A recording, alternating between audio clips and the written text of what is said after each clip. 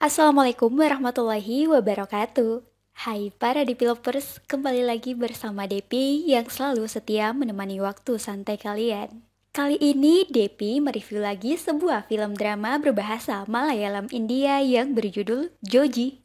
Dirilis pada tahun 2021, film ini menampilkan aktor utama di antaranya Fahad Fasil sebagai Joji.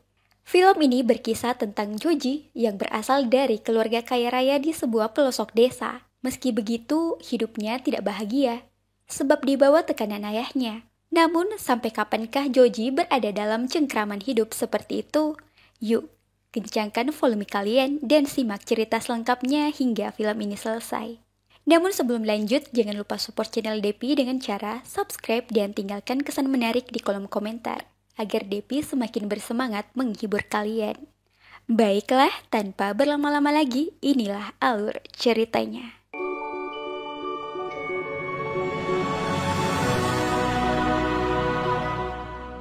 Film bermula ketika seorang kurir sedang membawa paket ke sebuah desa terpencil yang berada di Kelara, India. Di tempat lain, nampak Poppy, seorang remaja yang merupakan cucu dari orang terkaya di desa ini. Poppy diam-diam mengamati kakeknya yang sedang olahraga. Ia bernama Kutapan. Kutapan sebagai kepala keluarga tinggal bersama dengan 3 orang anak laki-lakinya, 1 orang menantu, dan cucunya Poppy. Namun jangan salah, walaupun umurnya sudah kepala 7, bodinya masih tetap full set. Itulah mengapa dari ketiga anaknya tidak ada yang berani kepada Kutapan. Di sini, gerak-gerik Poppy begitu mencurigakan. Ia sangat serius mengamati aktivitas sang kakek. Dan tidak hanya itu, ia ternyata berusaha menghindar dari ayahnya Jomon atau siapapun di rumah itu, seolah Poppy sedang menutupi sesuatu. Rupanya dari kejauhan, kurir telah terpantau radar. Poppy sebisa mungkin menyelinap ke depan rumahnya untuk menerima paket tersebut. Kurir itu juga kenal dengan kakeknya, sehingga Poppy memastikan kurir tersebut tidak curiga dengan paket yang diterimanya. Selanjutnya, Poppy ke gubuk belakang rumah. Ia mencari tempat sepi agar tidak ada satupun curiga dengan paket yang dipesannya melalui online itu. Ia memesan senapan angin. Ternyata mainan itu sedikit bisa menghibur Poppy. Look. Sialnya, tanpa ia sadari, di kebun itu Joji pamannya telah lama memperhatikan dirinya. Joji kemudian memarahi dan hampir saja menempeleng keponakannya itu. Karena bukannya belajar, dia malah asyik bermain senjata api. Akibatnya, Joji menyita barang tersebut. Akhirnya, Poppy tidak mendapat kembali mainan barunya itu. Scene selanjutnya, Joji nampak menyusup ke dalam kamar Kutapan, di mana ayahnya itu sedang berada di kamar mandi. Joji meminta izin kepada Kutapan untuk memakai salah satu mobilnya dengan alasan kerjaan. Tetapi ujung-ujungnya, Joji hanya meminta uang untuk mengisi bahan bakar. Semenjak Joji menyelesaikan studinya sebagai sarjana, secara finansial ia bergantung kepada ayahnya. Sehingga banyak hal yang Joji inginkan tidak terpenuhi, sebab Kutapan sangat pelit persoalan uang. Di sini akal-akalan Joji seperti biasanya. Kutapan menyuruhnya isi 8 liter, Joji malah mengisi 4 liter. Dan dari sisa uang itu, Joji menyuruh Giris, pegawai ayahnya, untuk membelikan ia sebungkus rokok. Hidup Joji walau berada di dalam tekanan finansial ayahnya, dia masih bisa hidup enak di rumah ini. Sebab istri Jason bernama Binsi selalu mengurus keperluannya. Dan sambil menunggu Binsi memasak, ia meluangkan waktu ke belakang rumah untuk menghabiskan sebatang rokok. Sebab Joji sendiri tidak begitu berani jika asap rokoknya terisap oleh Kutapan. Sehingga di tempat itulah ia bersanteria. Berlanjut, Binci terlihat membuatkan Joji segelas kopi. Tatkala Jason akan berangkat kerja, di mana dialah yang mengurus bisnis Kutapan di kota. Kita beralih ke Joji. Setelah mengisi perut, ia kembali ke kamarnya untuk rebahan. Sebagai kaum rebahan, tiba-tiba Kutapan membangunkannya. Kutapan memberi ia pelajaran, akibat Joji ketahuan mencuri saldo di ATM-nya dalam jumlah besar. Walau Joji mengelak, Kutapan tetap menghajarnya, sampai-sampai ia sesak napas. Kutapan tidak segan-segan mematahkan tulang kakinya ketika ia masih melakukan hal yang sama. Ayahnya merasa bahwa Joji telah mengkhianatinya. Walau telah memberikan usaha kuda baginya, Joji masih saja tidak produktif. Tidak sama dengan saudaranya yang lain. Mendengar perkataan Kutapan, Joji hanya bisa melampiaskan amarahnya di belakang ayahnya yang killer itu. Scene beralih di kebun karet milik Kutapan. Nampak para pekerja ini sibuk membuka saluran air yang tersumbat. Beberapa jam berlalu, tak ada satupun di antara mereka yang mampu membuka pipa besar tersebut. Kutapan yang berada di sana akhirnya turun tangan. Ia kemudian masuk ke dalam sumur itu dan menarik sekeras mungkin. Di sisi lain, nampak Poppy sedang asyik belajar dengan gadget miliknya. Tiba-tiba Joji yang usil ingin melaporkan kepada Kutapan bahwa ia telah memesan senapan angin yang sangat membahayakan. Karena ketakutan, Poppy pun berusaha menahan pamannya itu. Hingga di luar rumah, tak taunya Kutapan telah ditandu oleh pekerjanya, di mana ia tidak sadarkan diri setelah ia memaksakan untuk menarik pipa yang begitu besar. Kondisi itu membuat semua orang panik dan segera melarikannya ke rumah sakit. Malamnya, Joji dan Jason kembali dari rumah sakit. Binci yang begitu khawatir soal kondisi mertuanya, sedangkan Poppy terus saja melobi Joji agar tutup mulut.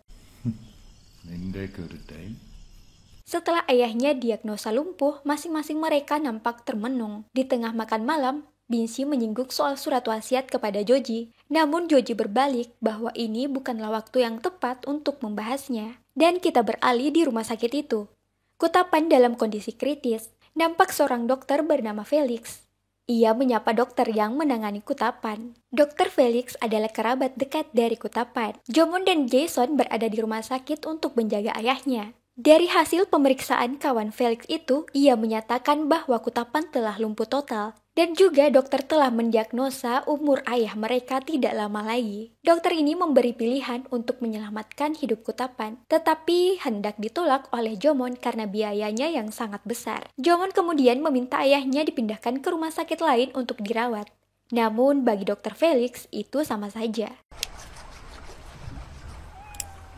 Hingga esok paginya, Joji curhat tentang rencananya kepada Binci bahwa ia akan menjual kudanya. Meski sadar, jika hal itu ia lakukan, maka Kutapan akan mematahkan kakinya. Joji kemudian berinisiatif untuk menghubungi Jomon.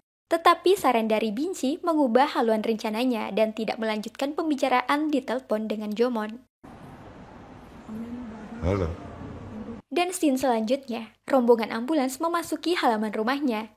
Dengan kesepakatan, Kutapan akan melakukan perawatan dari rumah. Setelah ia berada di rumahnya, Kutapan nampak meneteskan air mata. Walau bagi dokter Felix itu adalah aktivitas normal bagi orang lumpuh. Sekarang dokter Felix memberikan resep obat yang akan dikonsumsi Kutapan dalam jangka panjang. Melihat kondisi sang ayah, Jomon tak kuasa menahan kesedihannya. Sebagai anak sulung di keluarga tersebut, Jomon merasa ada yang hilang dari rumah ini. Ia berkata kepada Jason, ia tidak merasakan lagi kehadiran sosok Kutapan setelah kelumpuhannya. Jomon menyarankan kepada Jason dan Joji memastikan agar ayah mereka selalu dalam kondisi yang bahagia. Akibatnya, mereka harus bekerja keras dan selalu mendoakan sang ayah yang berbaring tak berdaya itu. Jomon mengatur begitu banyak hal kepada adik-adiknya, terutama Joji yang dianggapnya beban keluarga. Bentakan dari Jomon membuat Joji ingin pergi di hadapannya. Tetapi ia masih punya rasa segan kepada kakak pertamanya itu, karena karakter Jomon dan Kutapan hampir saja mirip. Dalam persiteruan itu, tiba-tiba dokter Felix meminta minuman kepada Jomon dengan nada yang pelan agar Kutapan tidak mendengarnya.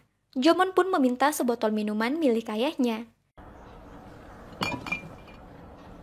Dan sampai larut malam, dokter Felix nampak mabuk berat. Jomon menyarankan agar ia tidak membawa mobil dalam kondisi demikian. Akhirnya Joji pun mengantar dokter Felix kembali ke rumahnya. Di sini Joji menggali informasi tentang kondisi ayahnya itu, yang menurut dokter Felix umurnya tidak lama lagi, sambil berkata bahwa Joji akan menjadi jutawan.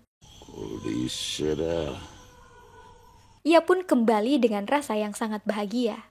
Dan setiba di rumah, Joji bergegas ke kamar Kutapan. Di sini ia memperolok-olok ayahnya yang lumpuh itu. Ia mengayung-ayungkan tangannya yang selama ini Kutapan gunakan untuk menghajar dirinya, sambil bernapas lega di atas balkon rumah tersebut. Scene berlanjut. Beberapa hari kemudian, nampak di pembaringan tak berdaya, Kutapan dilantunkan ayat-ayat suci. Dalam prosesi itu, Jomon tidak bisa melihat ayahnya yang sangat gelisah. Beberapa kali pendeta ini menegur Jomon jika itu hal yang wajar. Namun Jomon tetap saja menegur. Akhirnya bapak pendeta tersebut marah besar kepadanya. Kutapan tidak berhenti mengeluh atau mungkin saja ekspresinya kesakitan.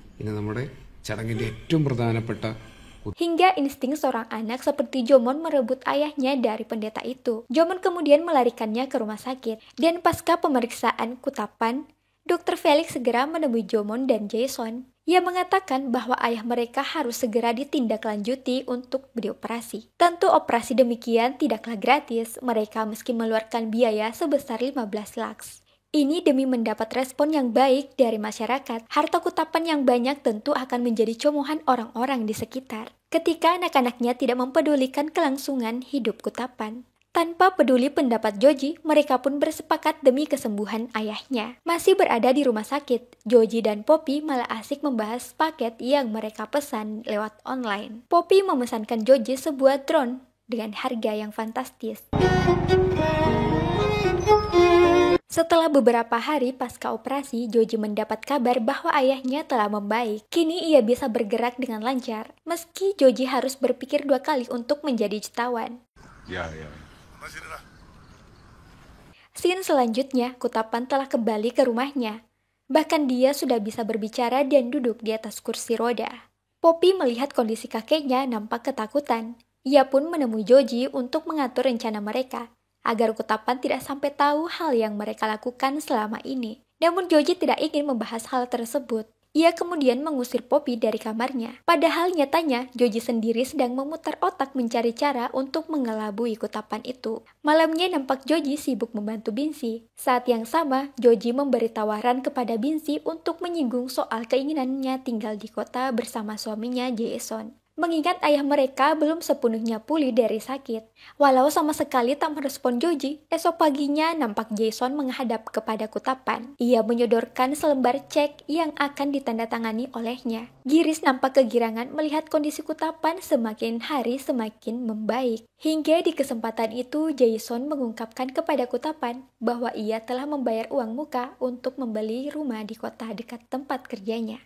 Jawaban Kutapan membuat Jason tak berdaya. Ayah mereka telah banyak tahu bahwa anak-anaknya mengharap kematian dirinya. Namun harus gagal kali ini dikarenakan Kutapan sudah sedikit pulih. Tanpa ada respon atas permintaan Jason, Kutapan malah menyuruhnya untuk menggantikan kipas di kamarnya dengan AC. Dalam arti, ia sangat percaya diri akan kepulihannya dari sakit tersebut. Next, Binci telah menunggu kabar baik dari suaminya. Tetapi hasilnya percuma.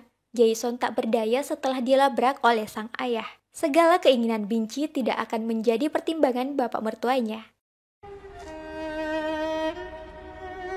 Binci melampiaskan kekesalan itu kepada Joji, karena ekspresi amarah Binci tidak seperti biasanya. Joji telah tahu tentang apa yang sebenarnya terjadi. Binci merasa apapun yang ia rencanakan bersama Joji tidak akan berhasil selama Kutapan masih hidup. Binci sendiri sudah putus asa dengan segala macam cara. Sedangkan Joji sangat berharap kematian ayahnya. Joji bergegas menemui Kutapan. Ayahnya yang masih duduk di atas kursi roda hanya bisa menyimak protes panjang dari Joji. Dengan ekspresi yang tajam, Kutapan marah dan langsung mencekik leher Joji yang banyak bicaranya itu.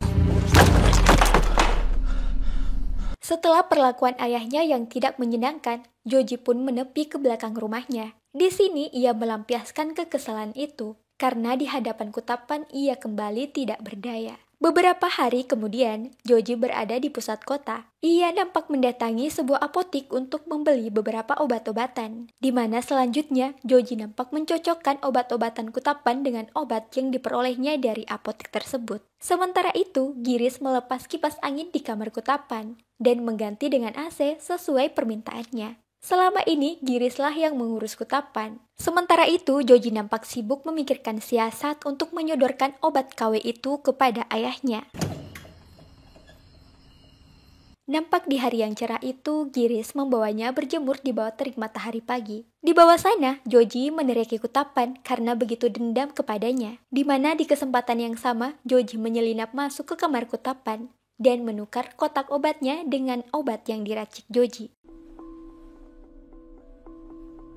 Hal itu dilakukan Joji secara bertahap dan hampir setiap hari. Namun kali ini ia harus kebablasan sebab Binci memergoki aksi kotornya itu. Dan beberapa hari berikutnya, Joji kembali lagi menukar box obat-obatan kutapan. Tetapi apa yang terjadi? Joji setelah itu termenung sendiri. Walaupun saat itu semua orang di rumahnya telah histeris melihat kondisi kutapan. Hanya butuh beberapa waktu saja, kutapan menghembuskan nafas terakhirnya. Seluruh warga nampak berdatangan untuk berbelasungkawa. Sedang Joji nampak mengurung diri di kamarnya tanpa rasa kehilangan sedikit pun. Binsi kemudian menegur sikap Joji yang demikian. Ia kemudian terbangun dan melihat bahwa kini dirinya adalah seorang pembunuh berdarah dingin. Di sisi lain, nampak keanehan bagi Jomon. Ia mabuk karena sangat terpukul atas kepergian ayahnya. Walau Dr. Felix telah menasehati Jomon, namun tetap saja ia membakar petasan sepanjang jalan saat proses pemakaman berlangsung.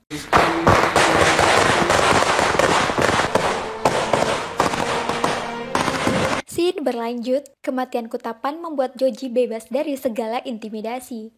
Joji seperti merasakan lahir kembali ke dunia ini. Hingga malamnya, Dr. Felix berkunjung di kediaman mereka. Seluruh anggota keluarga kutapan berkumpul malam itu. Melalui perantara Dr. Felix, kutapan berpesan tentang pembagian harta warisannya. Situasi ini membuat mereka bersiteru satu sama lainnya. Sebab Jomon digosip oleh para warga di desa itu karena ia meledakkan petasan yang dipandang ia merayakan kepergian ayahnya. Akhirnya masyarakat desa menganggap mereka gila harta warisan dari kutapan. Di tengah-tengah persituran itu, Joji nampak bijak mengatur rencana agar Jomon tidak sampai melakukan otopsi atas kematian ayah mereka hanya karena gosip para tetangga. Dan keesokan harinya, pendeta telah berada di rumah mereka untuk melakukan pembacaan doa bagi ayahnya. Jomon sebagai yang tertua memberi sambutan kepada tamu undangan. Namun di sini dia malah menyerang orang-orang yang telah bercerita tidak-tidak atas keluarga mereka. Membuat semua orang yang hadir itu nampak heran dengan ucapannya. Hingga di waktu makan bersama, ia mulai mengejek Pak Pendeta. Joji pun menyeretnya ke hadapan Dr. Felix atas tindakan yang tidak menghormati pendeta itu. Akhirnya, pendeta itu pergi tanpa menyentuh makanannya. Semua orang nampak jengkel dengan perbuatan Jomon, terutama Joji yang muak karena hobinya mabuk. Hingga ia menyinggung soal rumah tangga Jomon yang kacau itu. Jomon emosi dan langsung menampar dirinya. Malamnya ketika Jomon menutup pagar rumah itu, Joji memperhatikannya dari atas balkon kamar ayahnya. Tiba-tiba selanjutnya ia tertidur dan Joji dibangunkan oleh mimpi buruknya didatangi sang ayah. Malam itu juga, Joji kembali ke kolam tersebut dan mengeluarkan kantong obat-obatan yang ia sembunyikan di balik batu. Joji menghilangkan semua jejak tentang kematian ayahnya. Ia membakar semua barang bukti itu. Baru beberapa saat meninggalkan arena, apinya sudah merembes kemana-mana. Sekuat tenaga ia memadamkan api tersebut. Sedangkan Binci bangun untuk melakukan peribadatannya. Tiba-tiba ia mendapat Joji termenung. Next, esok harinya, Giris dan Jomon nampak mengecek kolam kebun tersebut. Mereka dibuat heran. Ia mencari sumber dari bekas kebakaran. Jomon kemudian mencari keberadaan Joji. Dan di sini ia menginterogasinya. Jomon sepertinya mendapat hasutan dari warga soal rumor keluarganya setelah kematian kutapan, di mana salah satu warga menganggap Joji sama sekali tidak empati saat hari kematian ayahnya. Mendengar hal itu, Joji sangat marah dan bersama Jomon ia mendatangi seorang pria. Di mana selanjutnya Joji tanpa basa-basi langsung ingin menghajar orang ini sebab dia telah menebar gosip yang tidak-tidak kepada seluruh warga. Jomon berdiam diri melihat aksi Joji ini. Rupanya Jomon melalui pria itu ternyata ada maksud untuk menjebak Joji tentang keberadaannya di kolam. Akhirnya di tempat yang sama Jomon menghajar Joji. Perang saudara pun terjadi. Joji menembak Jomon dengan senapan angin milik Poppy.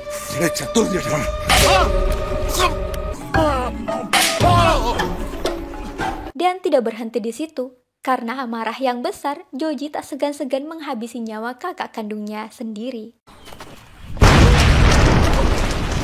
Hingga keesokan harinya, Joji diinterogasi atas peristiwa kematian Jomon. Di depan pendeta, Joji sangat picik menyembunyikan rahasianya. Dia menyodorkan pelakunya adalah pria yang berseteru dengannya di kebun itu. Setelah kematian Kutapan, mereka harus kembali berduka dengan kepergian kakaknya. Kini Poppy hidup sebatang kara. Melihat kondisi itu, Jomon menahan seluruh pihak untuk tidak menangkap pelaku itu. Seperti biasa, kata-kata bijaknya membuat orang-orang ini luluh. Joji ingin mengakhiri segala perseteruan yang terjadi antara keluarganya dengan mulut para tetangga. Scene berlanjut. Malamnya kemudian Jason menegur dirinya. Saat itu ia ingin menemani Poppy. Di tengah malam, Joji memberi nasihat kepada keponakannya itu untuk belajar bersungguh-sungguh agar dia bisa hidup mandiri. Sehari setelah kematian Jomon, masih belum ada kecurigaan di antara mereka. Namun keesokan harinya, Joji melacak berita di kotanya. Joji gemetar setelah tersangka pembunuhan Jomon telah diinterogasi pihak kepolisian. Tiba-tiba Jason menemuinya memberi kabar yang telah Joji ketahui itu. Di sini Joji nampak aneh, di mana ia selalu saja memegang kitab suci. Jason memperoleh keterangan dari pria tersebut jauh dari apa yang Joji sampaikan. Hingga akhirnya Joji mencurigai dirinya. Malamnya Jason menyampaikan keanehan yang terjadi pada Joji kepada istrinya. Namun tiba-tiba saja Dr. Felix menelponnya. Ia memberi kabar tentang hasil otopsi Jomon. Sekarang kepolisian akan melacak segala macam barang bukti di rumah tersebut. Next, Poppy bergegas ke kebun karet itu. Terlihat ia mencari barang bukti yang dapat ia berikan kepada pihak kepolisian. Disinilah Poppy nampak yakin bahwa pembunuh ayahnya adalah Joji.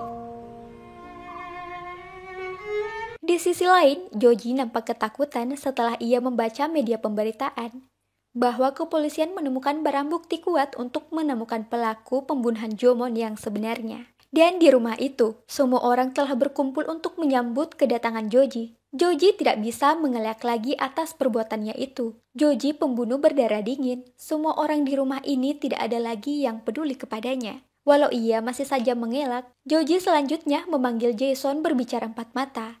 Di hadapan Jason, ia mengakui semuanya. Namun ia tidak mau sampai polisi menangkapnya. Maka Joji tak segan-segan mengancam Jason. Tetapi hal percuma. Jason tetap bersikuku untuk memenjarakan dirinya. Perbuatan Joji sangat biadab hingga Jason tidak bisa mentolerirnya. Akhirnya, Joji menyerah dan kembali mengurung dirinya di kamar. Sambil menertawakan dirinya sendiri, ia mengirim pesan kepada seluruh keluarganya. Di mana setelah itu Joji nekat dan memutuskan untuk sebelum kepolisian tiba di rumahnya. Mendengar suara tembakan dari kamar Joji, semua orang panik dan berlarian. Namun akhir yang sia-sia. Joji dalam kondisi kritis dan dirawat di rumah sakit. Bagaimanapun keadaannya, ia masih saja tidak mengaku atas perbuatan jahatnya kepada Jomon. Hingga di akhir film, ia masih menjadi sasaran tersangka pihak kepolisian. Demikianlah alur cerita dari film Joji yang sempat Depi rangkum. Setidaknya film ini mengajarkan kita untuk bertindak dengan pikiran yang jernih agar kemudian tidak salah langkah. Kalau pesan yang kalian dapat seperti apa, Depi tunggu di kolom komentar ya. Sekian dan terima kasih, tetap like, komen, dan subscribe channel ini, serta bunyikan lonceng notifikasinya agar kalian tidak ketinggalan di alur film selanjutnya. Bye, see you next video.